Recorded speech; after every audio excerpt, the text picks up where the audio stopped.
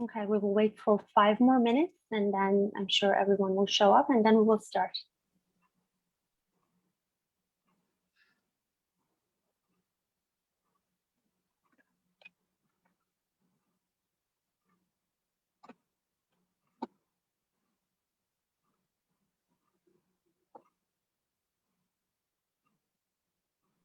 Okay, hi Ms. Teach, you're here. Hi, Sarah. It's nice to put a face Hi. to the name. Nice to meet you finally. I know. How are you? I'm good. Thanks for being here. I just wanted to introduce you to the Honorable Stephanie Kusie and also Mr. Alireza Nader. They're both here. Nice to meet you both. Nice to meet you as well. Very nice to meet you.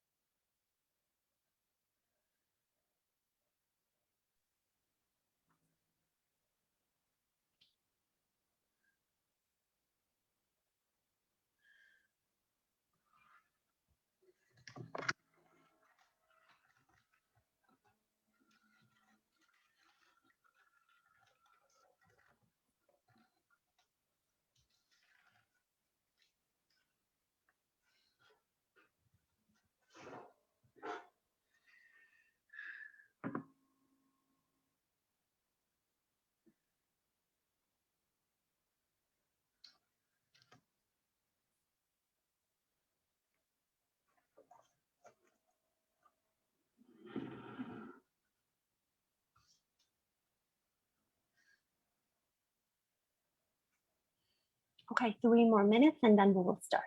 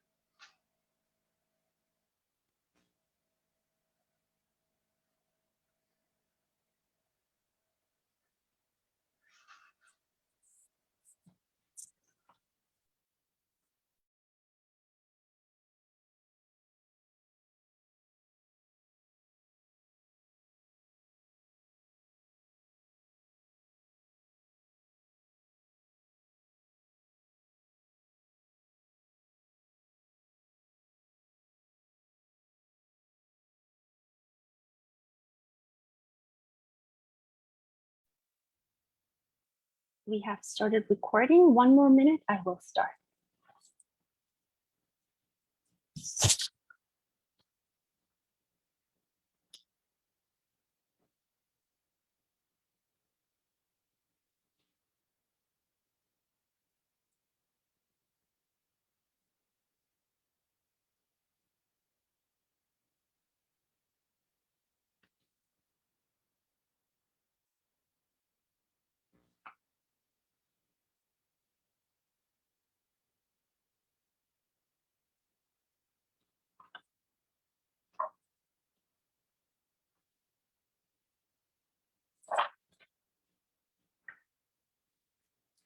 Okay, actually not evening, good afternoon, everyone.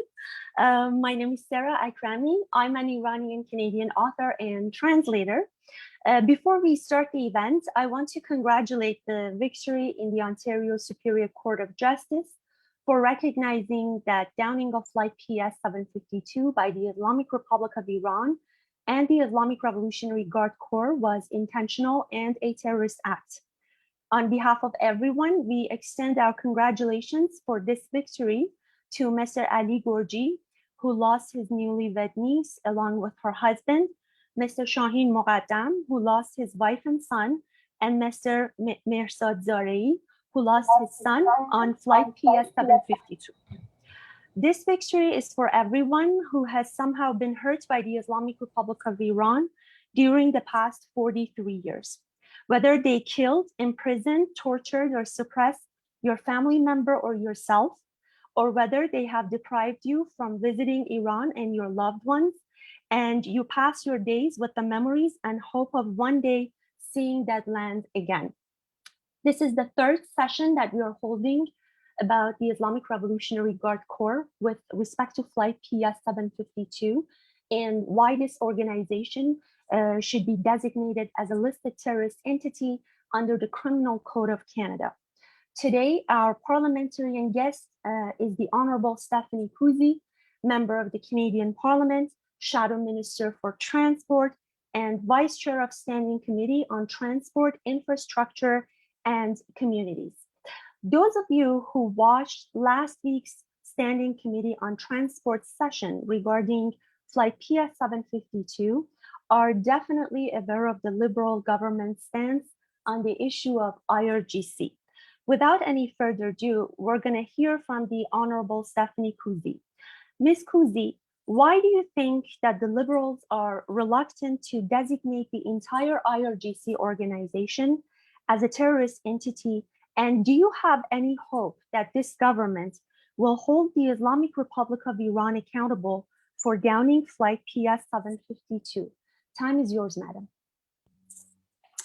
Well, thank you very much, Sara, for having me here today. And thank you all so much for joining me. I first of all want to extend my most sincere condolences to everyone affected by the downing of PS752. And I know we've all been affected, certainly in some regard or another, but those of you who have lost family members, as well as close friends in the community, I just extend my sincere condolences.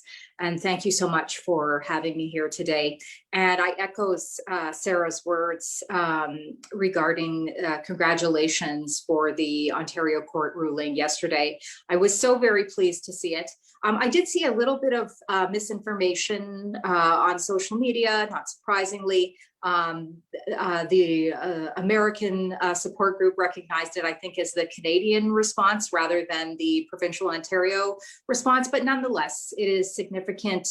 It is significant to have this ruling in our favor. So I'll start a little bit with my background. What I say here today probably will not be new for you, and a lot of it will probably be repetition of my former colleagues who I know have spoken to you, both Garnet Jennis, who works very closely with many communities across Canada, as well as MP Michael Chong, who serves as our Shadow Minister for Foreign Affairs. So there may be a lot of repetition, but I also think that that should hearten you, because it means that we are one unified voice in our position in terms of what happened, what needs to be called out, and what needs to occur as a result of that terrible incident. And of course, as you know, it's not only the one terrible incident, it's many actions of the government, the Iranian government over a number of years now. But please feel, as I said, heartened that if you hear me repeating what you've heard before, it is just because we are so uniform in our conviction as to, as I said, the necessity of the action that has to be taken. So a little bit about myself before I get too much into it. I'm very fortunate. I was born and raised in my riding here in South Calgary. I went to elementary, high school, university, undergrad here in Calgary, and I did a master's of business. I did a political science degree, a master's of business administration at the University of Rutgers in the United States. After completing my MBA, I was living in New York City at the time, and so I developed an interest in the United Nations. I won't get into too much of a commentary on the UN right now, but to say that I developed an interest in international affairs. And when I was considering what to do next, I genuinely thought it was going to be some type of marketing, or I was very interested in the use of data analytics in politics, which came to be a very big thing in the next 20 years, interestingly enough. But I gained an interest in international relations, and someone said to me, why don't you write the Canadian Foreign Service exam?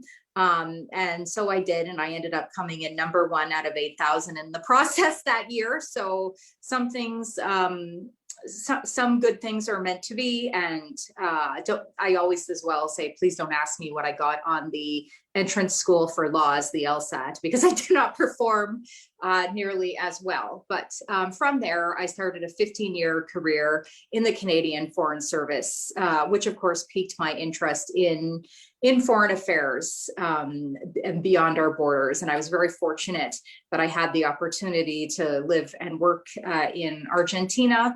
I then served as consul and chargé d'affaires in El Salvador, and then finally as Canadian consul to Dallas, Texas.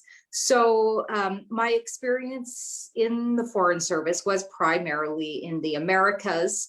And the Americas, of course, as does everywhere in the world, reflects a completely different geography and history.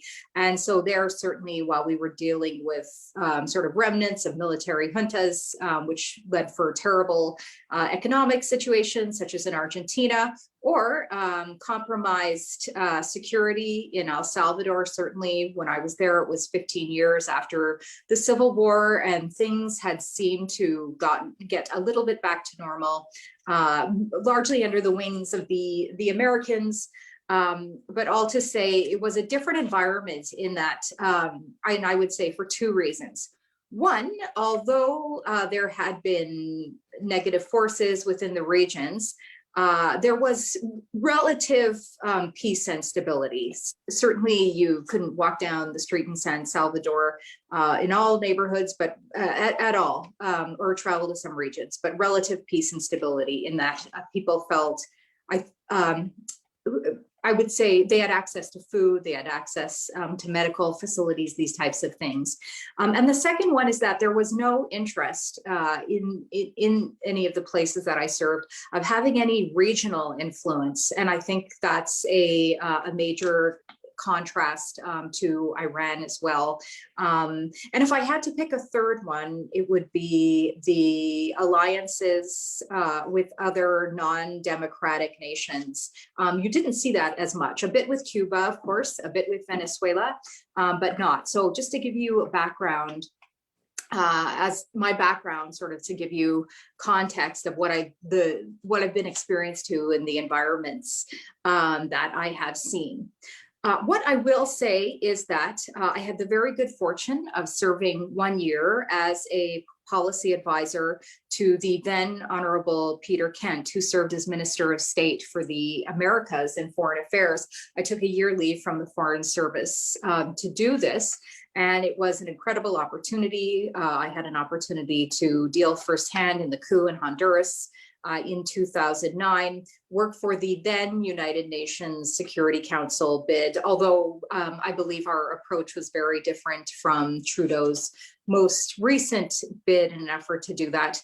But one thing I will say, which made a significant difference to the work that I did then, and what I hope to see a return to, and I promise you this all has relevance to the topic at hand today, and that is that Prime Minister Harper, like him or dislike him, I give him complete credit, and it was not him alone.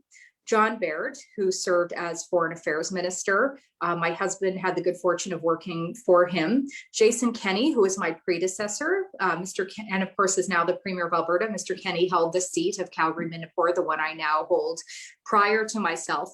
But the Harper administration had a commitment to values which promoted democratic nations and its citizens.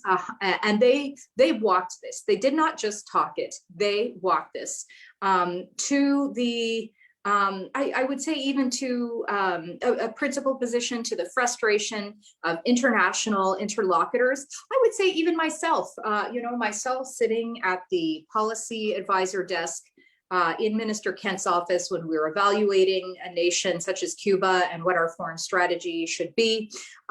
We had a clear policy that was we only talked to those who were vocal against the regime within Cuba. And I was concerned that it was important to have some engagement, because if you do not, then certainly what fills the void are other and democratic nations. So at the time, this certainly was Venezuela, China, and more regional, more negative regional influence as well. So my point is, they were so incredibly principled, and I think we see a real lack of that now. So the entire Harper administration was committed to democracy, justice, prosperity. Oh, Brazil, that's the other nation I wanted to mention, which seemed to me to be too young as a nation to be doing many of the things which they were doing, and I believe I was proved right in the end. But democracy, justice, prosperity, which many nations don't like the name of. I can understand that. I think what it really means is the commitment to free market principles. And I think we're even seeing that being sort of debated, and not what it once was here in North American society, in terms of a few big conglomerates or companies running everything. But generally speaking, let's just put it aside for prosperity market forces. And most importantly here, the rule of law, that no individual is more important, no matter than any other individual, regardless of office or position of power, and human rights. They have, but as I said, they had an unwavering commitment to this, and it was unwavering. And as I said, they paid a price for it in terms of their position in the international community. Everything they did was based upon this, from pulling out of accords to direction of aid. Their aid was absolutely based upon the nations which follow democracy, human rights, and the rule of law. I saw this firsthand in the Americas office. And even I, within the Americas office, was given the document called the Americas Strategy, and essentially what it was based upon democracy, justice, and prosperity, and everything flowed from there. Every single decision that we made. And my point is that what has happened to that? What has happened to this in the last 6 years since Trudeau came to power? It has completely gone out the window. And there are two things I see which are incredibly troubling, which leads us to where we are today and to the committee meeting that we had last week. And they are, first of all, the method of diplomacy, which Trudeau has undertaken. And, I recognize we have been in a pandemic the last 15 months. I was reading an article in The Economist this week on how diplomacy has switched to Zoom diplomacy. Some of it will stay this way, some of it will go back. I think a lot of it will go back myself. But just the manner in how they did everything, where really it was selfie diplomacy, social media diplomacy. Major political positions came out in the form of tweets rather than having discussions or positions. I think of all the tours, Trudeau's tour to Africa, and really, in my opinion, I do wonder what it accomplished. At the end of the day, I recognize some things have significance, but as everyone I know on this call can appreciate, there is a difference between having sentiments, making something of significance, and actually taking an action which stands up for principles. And that leads me to the second concern I have about the Trudeau administration, and that is that they have no principles on which they base their foreign policy. It is absolutely evident to me. It is incredibly fair weather. There is no broad principles from which every foreign policy decision is made. It's within silos, without question. It's fair weather. Positions change. We only need look at the response to the pandemic, and I recognize everyone was working with new information and new knowledge, but the foreign policy, there has been no declaration of strong values positions from which they create their foreign policy. I mean, they talk about things like diversity and inclusion and these types of things. Excellent, great, yes, diversity, inclusion, all of these things are absolutely wonderful for us to experience as Canadians. But we cannot experience diversity and inclusion and expression of freedom if we do not have safety and security, both from a physical sense, but also an economic sense. So, you know, I argue that, and I did see a tweet, I believe, where someone said, you know, what I'm saying to you today is one of the 8 foreign policy papers you only ever see, which is my principled position is better than your principled position. And yes, it is, because it's based on principles. So I would just argue that there has been an incredible shift away from my apology in North American culture, of course, or perhaps it sounds too Christian, you know, Northern Star. No, I believe this is also a nautical term as well. You know, in terms of guiding our policy to make our decision and which we take actions on. And we have absolutely lost this with the Trudeau government. So where does this leave us? Where it leaves us to the committee meeting, which we had last week, which Sara referred to and which some of you watched. And the result is, you know, we have this report from the Honourable Ralph Goodale, and good luck to him as he begins his new position with the UK High Commission.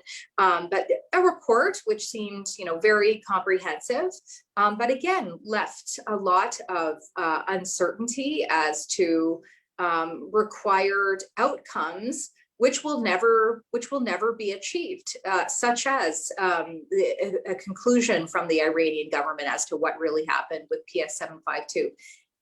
I said it in the meeting. If the world is waiting for a resolution or an explanation from the Iranian government, this will never happen. And so we therefore can never take any type of action to hold Iran to account, which is just incredibly frustrating. So the result was this report. I'm not going to call it lame. I think it's valuable, but it needed to go further. And then the meeting where you saw it, I was completely shocked. One of the government members actually did a better job of, and in truth, I was trying to leave some material for my colleagues who were going to be questioning after me, but they discussed, oh, excuse me, okay, I made some type of error. I've done this before. The better phrase is Iranian regime, excuse me, rather than Iranian government. Yes, my apologies, definitely regime. Yes, I'm so sorry. Regime, I will use that going forward. I apologize. We just use so much the term in Canadian politics, this government, and frankly, I've come to regard it with disdain and disrespect. So my apologies that I'm for not using the appropriate reference, the regime. Yes, thank you. But you know, we got this meeting where, as I said, a government member outlined better than myself the atrocities of the Iranian regime relative to this incident in terms of the time taken to hand over the black box, in terms of bulldozing human remains, all of these terrible things. And you know, Garneau is he's done this for several years now. You know, he can dance around this stuff, but I was really shocked by the Minister of Transport, who said, you know, this is terrible. We never want this to happen again. And if we do not take any steps unilaterally as a nation, or even as a global community, it will absolutely happen again, without question. Without question, it will happen again. You know, a child who steals and doesn't get caught will steal again. Like it's just it will happen again. And so the result was this committee, which left, I think, very little very much to be desired. And this is where I start to sound repetitive. You have heard my colleagues come here before you and demand of the government the same things, which I'm going to mention here again now, which is the recognition of the IRGC, as a terrorist group. We all know that this resolution passed in the House in 2018 in the last Parliament with no action by the Canadian government. Once again, why not? It's incredibly frustrating. And then, of course, the second thing, which I talked about significantly and repetitively in the meeting, was the implementation of the Magnitsky sanctions. And certainly when we've had conversations with groups, the Canadians Against Terrorism, they are demanding stronger action, and so they should. Naming names of individuals, we know Erwin Kotler has done this in the past, but why shouldn't we do this? Why can't we do this? And I would say there are two major forces at play. I would say in the international community, I do see an absence of, courage to stand up for what is right, whether it's through the World Economic Forum or the United Nations. It's really hard to read some of Guterres's tweets now and then, but there was just a lack of will to act as a global community against actions such as this. And I can understand it to a certain point where you hope the oppressors will, in acting nice, they will come around, or they will concede a little bit. And again, this is not the case. Just human nature does not work like this. If you give someone an inch, they will take 6 inches. This is the result. So I would say, first of all, there is just a, thank you very much, a lack of will to do anything from a global community. And this is through all of the global forums that I'm seeing right now. And locally or domestically here in Canada, it is an effort to vote by that I believe the government works specifically or caters to groups that will vote, that will provide them more votes, and it results in them not making clear, principled decisions once again. So, in conclusion, I come before you with the same positions as my colleagues, MP Chong and MP Garnett-Janis. And in the context of the Harper government, where we took principled policy positions. And I dearly hope that we will have the opportunity to return to government one day in an effort to implement this type of foreign policy again. And the proof is in the pudding. We did not just say these things as an administration when we were in power. We acted upon them in the international community. And I look forward to a return to that at some point under a conservative government. And I didn't come here to be political, but very frankly, to answer Sarah's initial question, no, I don't think we will see anything change, because the Trudeau government is waiting upon international consensus, and they will never receive it, and they don't have the courage to act unilaterally. Thank you. Thank you so much, the Honorable Stephanie Kusie. Our first expert is a young and talented lady. Miss Sara Teach is a Canadian attorney, consultant, and author based in Toronto, Canada. She holds a Juris Doctor degree from the University of Toronto, an MA in Counterterrorism and Homeland Security, and undergraduate degrees in Psychology and Sociology from McGill University. She has also studied law at the National University of Singapore. Sara has held research positions at the Munk School of Global Affairs in Toronto and at the International Institute for Counterterrorism in Israel. She has worked on classified projects for the International Criminal Court in The Hague and led a Canadian National Security Working Group delivering policy submissions to the Parliament of Canada. Her current research focuses on international human rights law and national security law and policy. Sara's current affiliations include the Canadian Coalition Against Terror and the International Counterterrorism Review. Ms. Teach, why should Canada recognize the IRGC as a listed terrorist entity, especially after the Flight PS752 tragedy? And how does designation of IRGC will protect our national safety and security? Time is yours, madam. Thanks, Sara. And first of all, I want to say thank you for inviting me to speak on this esteemed panel. It's an extremely important topic, and it's an honor to be here with you all. I'd like to start by answering your question somewhat in reverse order. So I'll begin by providing some background on the listing process, including the criteria for listing. Then I'll speak on why the IRGC fits this criteria and why they should be listed. And then I'll talk about some of the legal effects when a group is listed as a terrorist entity. And of course, because I only have minutes and this topic could take hours, I could only really provide an overview, but we can get into more detail if anyone has questions in the following question and answer segment. So the terrorism part of the Canadian Criminal Code, and that's part 2.1, includes provisions that permit the Government of Canada to list entities that engage in or participate in terrorist activity as terrorist entities. Any entity, if it participates in terrorist activities, can be listed. So it doesn't have to be a highly organized structure or around for X years or even really active in Canada. And an entity can be any person, group, trust, partnership, fund, unincorporated association, or organization. The entity just has to have knowingly carried out, attempted to carry out, participated in, or facilitated a terrorist activity. And terrorist activity is defined in the code as basically any act or omission that's committed for a political, religious, or ideological purpose, at least in part for the purpose of intimidating the public or a segment of the public, or compelling a person or a government or organization to do or refrain from doing some act. It has to cause death or serious bodily harm, or else it has to at least endanger life or cause serious risk to the health or safety of the public or a segment of the public. So that's a pretty broad definition.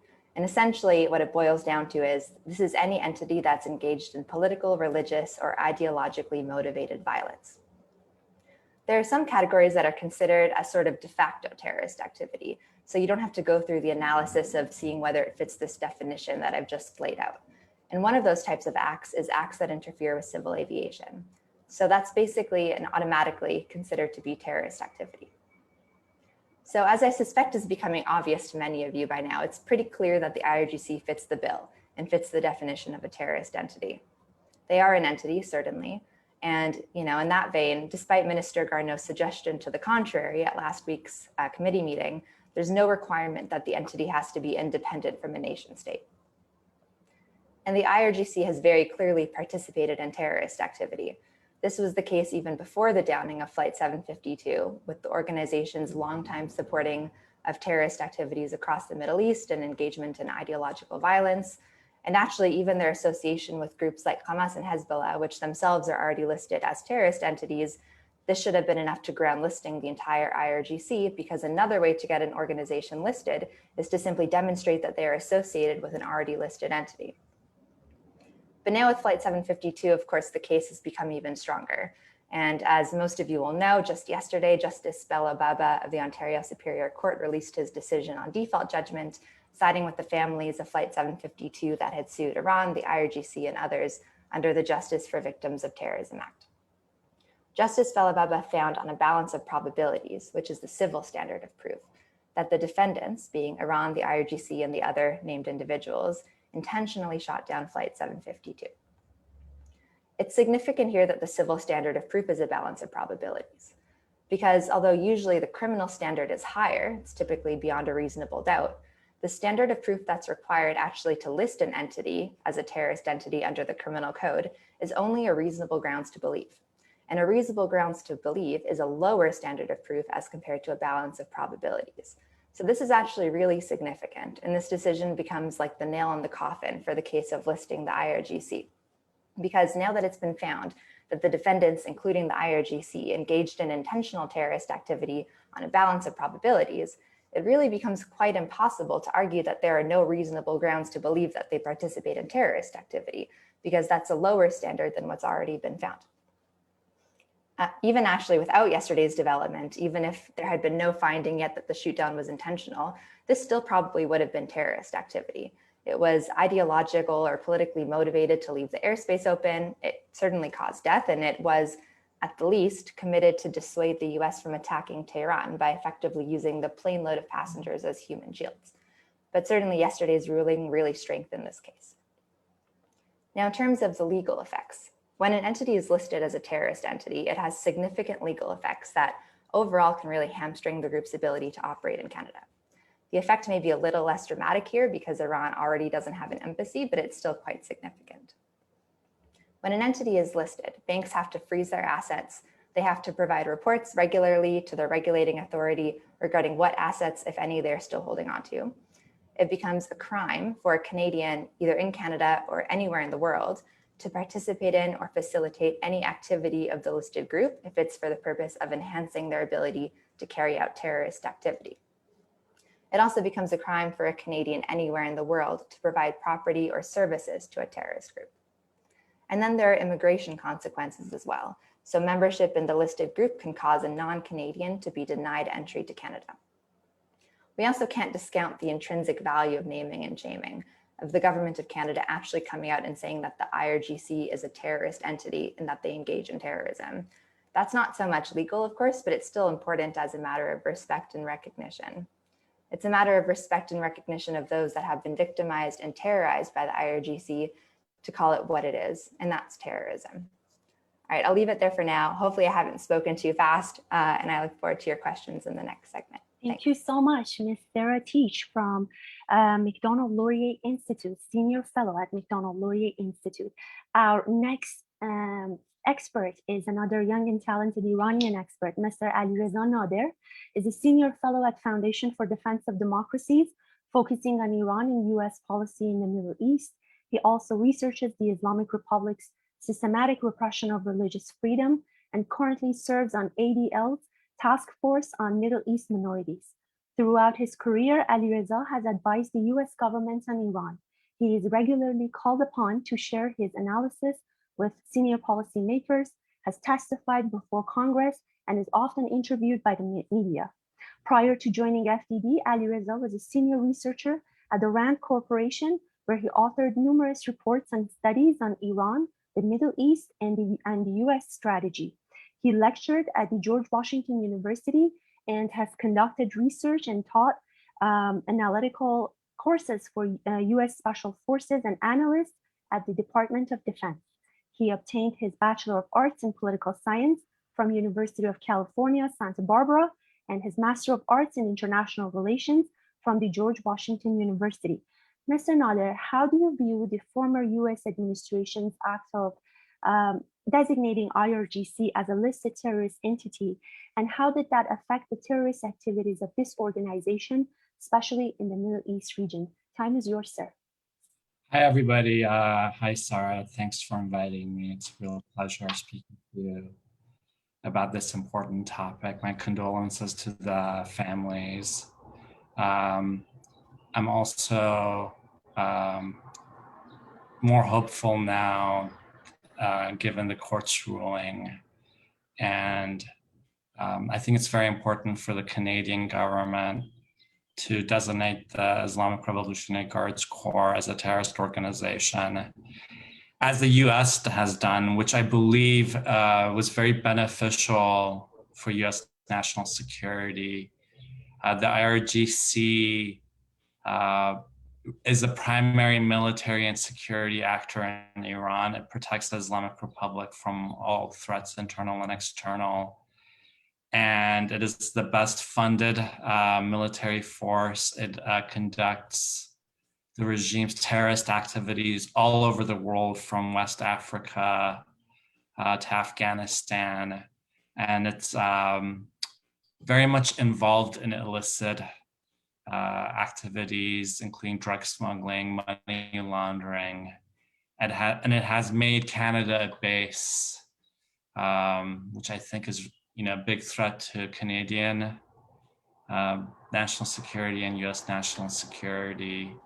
And as we know, the IRGC is responsible for intentionally shooting down PS752. And your other expert mentioned a number of reasons as to why it may have done so. But we know this was an intentional act. For whatever reason, the IRGC destroyed that plane. It was an intentional and criminal act. I've been researching the Islamic Republic's influence in Canada since I started with FDD about 1.5 years ago.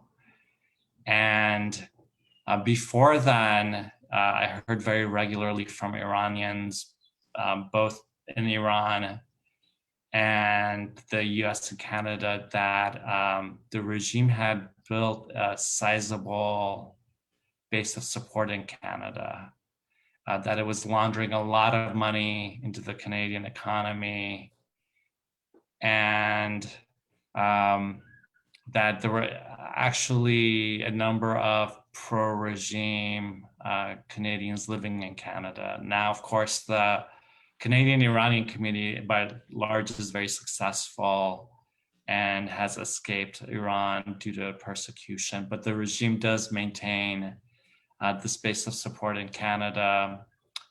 We know that Lebanese Hezbollah has a base of support in Canada as well, and has cased Canadian and US airports in the past.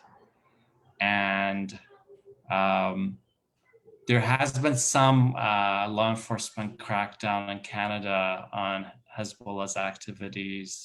Some of them are being investigated, but there's a lot more that can be done by Ottawa to go after the IRGC's base of support in Canada. And we know that the PS752 victims' families have been threatened from within Canada, threatened with physical harm, to remain silent on the regime's shoot down of the plane.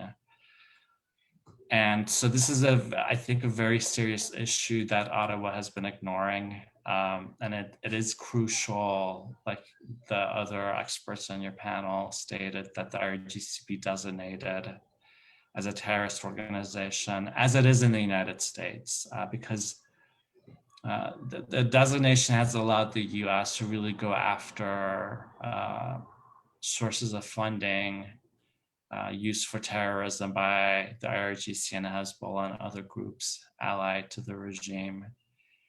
And it has impacted their ability to fund terrorism globally, to stoke violence in places like Israel and the Palestinian territories by providing missiles to groups like Hamas and providing funding to those groups. And the terrorism sanctions on the regime and the IRGC specifically have been effective in weakening these groups, because it takes a lot of money to finance terrorism worldwide. Now, unfortunately, the Biden administration is now pursuing a re-entry into the nuclear agreement, which will release billions of funds to Iran. But Canada, I think, can play a very important role in helping the victims' families achieve justice on the shoot down of PS752. And I think that really the important step is to designate the IRGC as a terrorist organization. There is abundant reason to do so. It's by not very well documented, including by FDD, but also many other organizations. And there's really no reason as to why the Trudeau government hasn't done so. I can't really, just looking at it myself and analyzing myself, I can't come up with a reason as to why the Trudeau government has not designated the IRGC as a terrorist organization. I believe, it might be that the Liberals in Canada hope for the reestablishment of diplomatic relations with the regime, or they want to reestablish business ties even, especially if the US goes back into the nuclear agreement. But I think, those are not very realistic possibilities. I don't think Canada can go back to any sort of quote unquote normal relationship with the Islamic Republic, given everything that's happened, given the killing of so many Canadian Iranians, the intentional killing of so many Canadian Iranians. So I can't really figure out as to why the Trudeau government hasn't designated the IRGC. It's faced pressure by Canadian Iranians and the victims' families. And it's an act that would really benefit Canadian national security, especially as Canada has become a base of money laundering and terrorism finance. I'll stop at that. If you have any questions, I'd be happy to answer them, but thank you very much for inviting me. Thank you so much, Mr. Alireza Nader, Senior Fellow at Foundation for Defense of Democracy. Today, we have the honor of having a family member of Flight PS752 victim, Miss Azmata Azhdary, who lost her sister, Ghanimat, on Flight PS752, is here today with us. Azmata, could you please tell us, how did you feel when you found out that Flight PS752 was shut down by IRGC missiles? And what are your expectations from the Canadian government? Time is yours, madam. Thank you for inviting me. Today, I'm not here as an expert or as a speaker. I'm here as a person whose life has changed after 8 January 2020. When I was woke up at 4 a.m. and with that horrible news. It's 499 days passing from this tragedy, but still I can't believe what happened to us. And when I want to talk about it, I get emotional. It's not easy for me to talk about it. Just 176 passengers weren't the only victims of this tragedy. We as family, we are all victims. We can't be the same people anymore. I can't be the same person. When they said that it was a technical problem, it seems an accident to us. But after 3 days lying, when they came to the media and said it was IRGC that shut down the plane, it was like the plane crashed in our homes again. It was unbelievable. How can a government can shoot the innocent passengers in their own country? How it can be? The military of every country must bring peace and safety to their people, but instead they shut our lives. They changed our lives.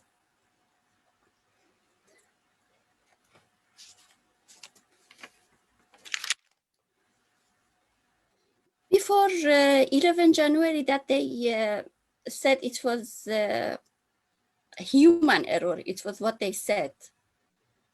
To us, it was an accident, but after that, it turned to a crime. They weren't beside us anymore. They were our enemies. It's not fair because our enemy has lots of facilities, but we are fighting with empty hands. We have nothing. We are just seeking justice with empty hands. Yesterday, it was a good news that the Court of Ontario announced that shooting down of PS752 was intentionally and Terrorism Act, but it's not enough. We strongly want to ask Canada government to put IRGC in the list of terrorists because they do a lot of terrorist acts, and the shooting down of PS752, it's not the only one. But I don't know why the whole world are closing their eyes to these acts. It's not easy to find out that even the rules and the international laws, even in ICAO, are not flawless enough to help us in this route. We have a difficult route.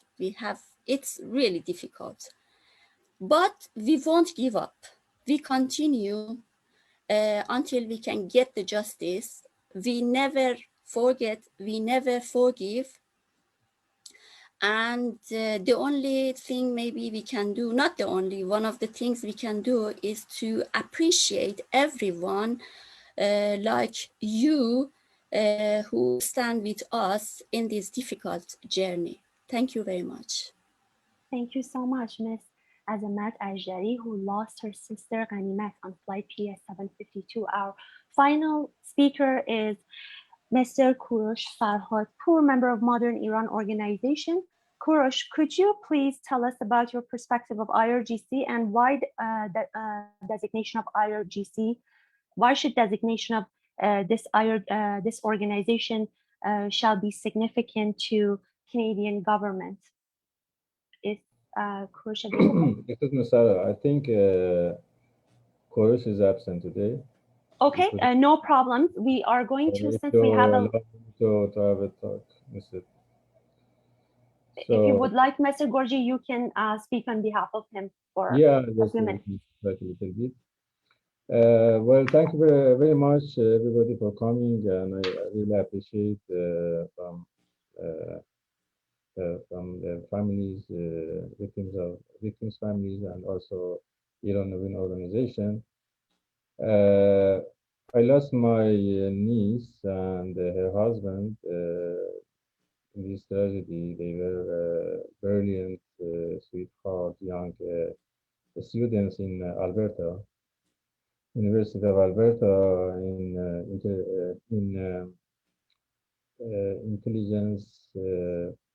Well, sorry, intelligence technology, I think.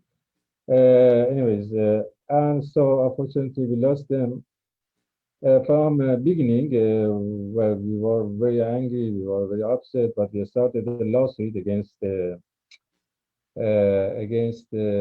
Islamic regime because we knew from the beginning that was an intentional act, because we knew Islamic regime. We knew at what extent they are brutal, criminal, because since 42 years they have done every sort of crimes and terrorism and violation of human rights. So we launched a lawsuit in, well, I initiated personally, and finally yesterday we got a court decision in favor of that and recognizing that this was an act of terrorism, intentional act of terrorism. So that's a good news, but that's just a small step toward our path to seeking justice. But what we are really disappointed is the government of Canada. For example, where our claim in Ontario Court of Justice, because it's based on the amendment on the State Immunity Act of Canada, that allows the victims or victims' family of the terrorism acts by Syria and Iran can sue these two governments. So the government of Canada should serve this claim to the Iranian regime. It takes normally 2 weeks, but it took 8 months. And after 8 months, and with our pressure and all the efforts we did and our lawyers did, they finally just served the claim. And really the government of Canada, they weren't collaborative, helpful, and we never understood why they deal so softly with the regime of Iran. At the 1 week after the tragedy, we have a personal meeting with Mr. Trudeau. And Mr. Trudeau told us, well, that was a mistake by Iranian regime. So Mr. Prime Minister, how you know before any investigation, you know that is a mistake? And they claim consistently that that was a mistake. In the money conference, he said again, that was a mistake, so what we should do to make it better, etc. And that's current. They are in dealing with the regime the passive way, and ineffective. And that raises a serious questions about that. what's going on, because we don't have any logic explanation, because they compromise the security of Canadian, first of all.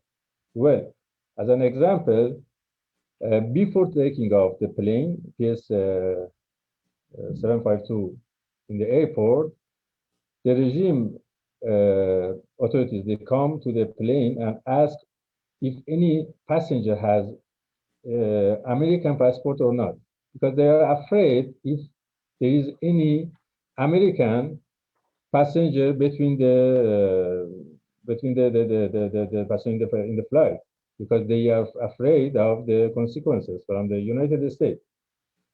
But after killings of under 76 person, and most of them Canadian, we see no reaction from the government of Canada, who is responsible for the security of its own people.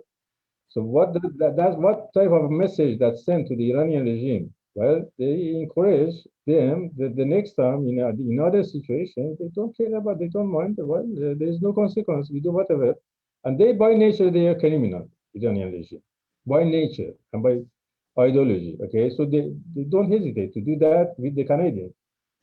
And that's in the level of the national security. Thank you. Again, we know, and it's very well known, at least among Iranian community in Canada, that there are huge money launderings come from the Iranian regime and IRGC. Actually, IRGC, the Iranian regime is under control of IRGC. That's the reality. Okay. Huge amount of money laundering in Canada. They invest in different area in Canada, economic, construction, real estate, and they finance the lobbyists in Canada. And the question it raises, really, maybe there is some connection between the behavior of the government. That explains the government of Canada so soft, ineffective. With the Iranian regime, maybe there is some under influence of this money that comes from Iran.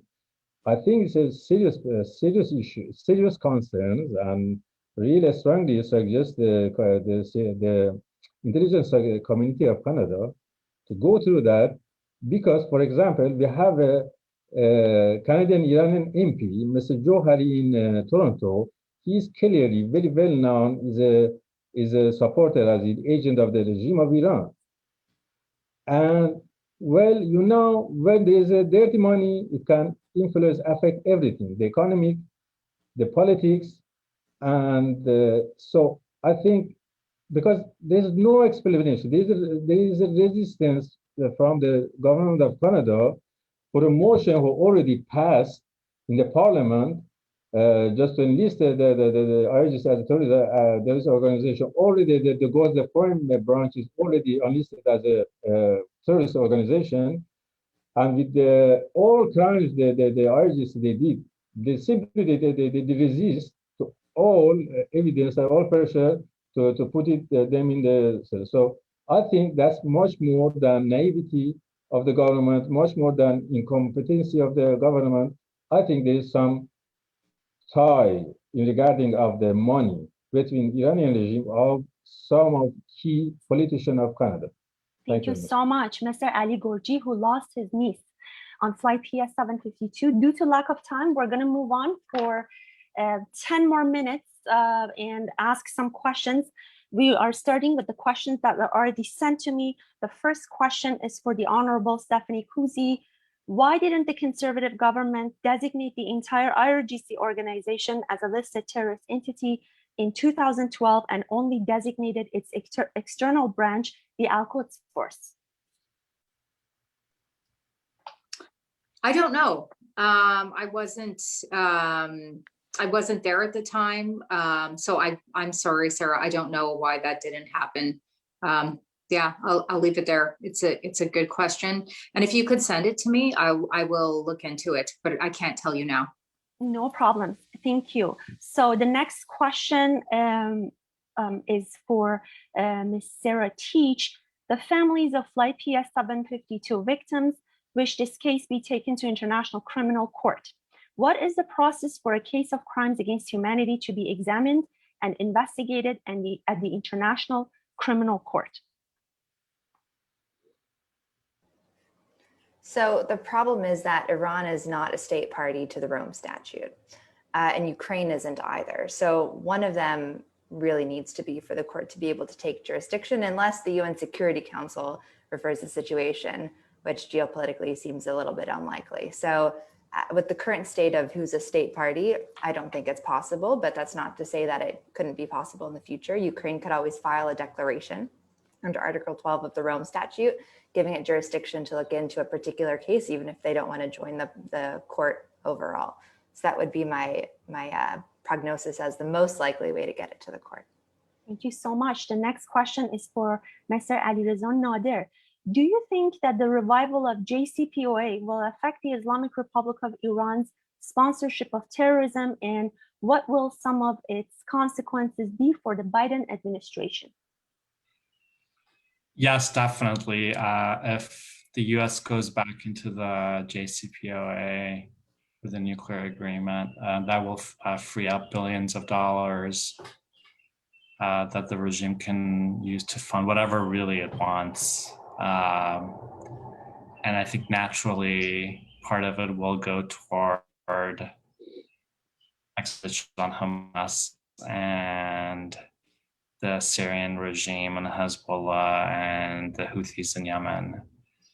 So I think that's one of the biggest flaws of US policy, is that it's just, when it comes to Iran and the Middle East, too focused on just the nuclear agreement and not a lot of other issues.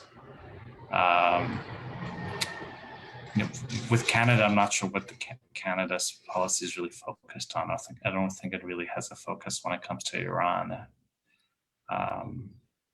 As Mr. Gorji described, I think it's very soft. It's almost non-existent, I would argue. Thank you. Thank you. The next question is again for Ms. Sara Teach. As an expert and human rights lawyer, when you heard that the Islamic Republic of Iran has shut down a passenger aircraft, what went through your mind? I actually immediately went over to one of my clients' houses with a legal notepad and a pen, and I started drawing out the different provisions of the JVTA that I thought could come into play. So we just had a big brainstorming session. I thought right away that it could be characterized as a terrorist activity. Even, as I said, even if it wasn't intentional, it really does fit this, fairly broad definition of terrorist activity. So that's the first thing that went through my head. Thank you so much. The next question is again for Mr. Alireza Nader. What are your thoughts about withdrawal of US troops from Iraq and Afghanistan? And will that increase the presence and infiltration of the Islamic Republic of Iran in both countries?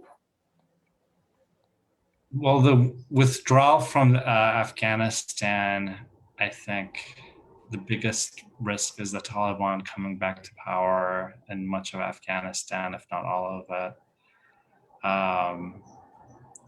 And the regime in Iran has good relations with the Taliban. So that's just something to keep in mind. And US troops, there are still a few thousand US troops in Iraq, but Iraq remains very firmly under the control of the Islamic Republic. And again, I think if countries like the US and Canada pursue a soft policy toward Iran, the regime in Iran, then it will help the regime in places like Afghanistan and Iraq, because the agreement will help the regime economically. Mr. Nader, there is another question for you. Do you have concerns that lobbying groups such as NIAC and IPD would brainwash and cloud the judgment of the public and Trudeau government? How could their actions be countered? So a number of my friends and colleagues and many activists I know in Canada are concerned that the Islamic Republic has built a very strong influence and lobby network in Canada and the United States as well. And there's quite a bit of evidence to suggest that's the case. We know that the Foreign Minister Javad Zarif understands American and European and Canadian politics pretty well, relatively. And so I think the regime has recognized that it does need a lobby and influence network in key Western countries, and has spent a lot of time building it up, and you see its influence, especially on the nuclear issue. You see some of these voices become louder. But with the Islamic Republic, I think it definitely has a network in Canada, and I think it's pretty extensive. Sometimes I think even more so than the regime has a network in Europe. I think it might have even deeper roots in places like Canada. Thank you. The next question is for Ms. Sara Teach again. Can the ruling issued yesterday be challenged in the Supreme Court of Canada, and can it be a basis for legal launch in ICC by the families?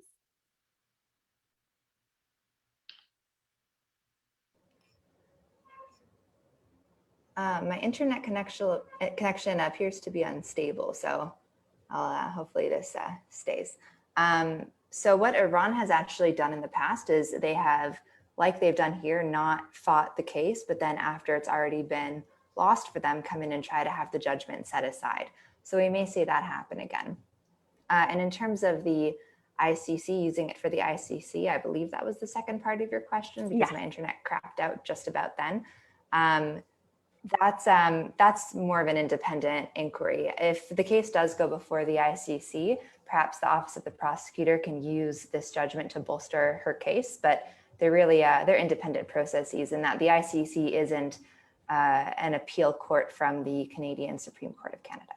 Thank you so much. The final question is for the Honorable Stephanie Kusie. If the Conservatives win the upcoming federal election, what will their stance be regarding IRGC and also the Islamic Republic of Embassy in Canada?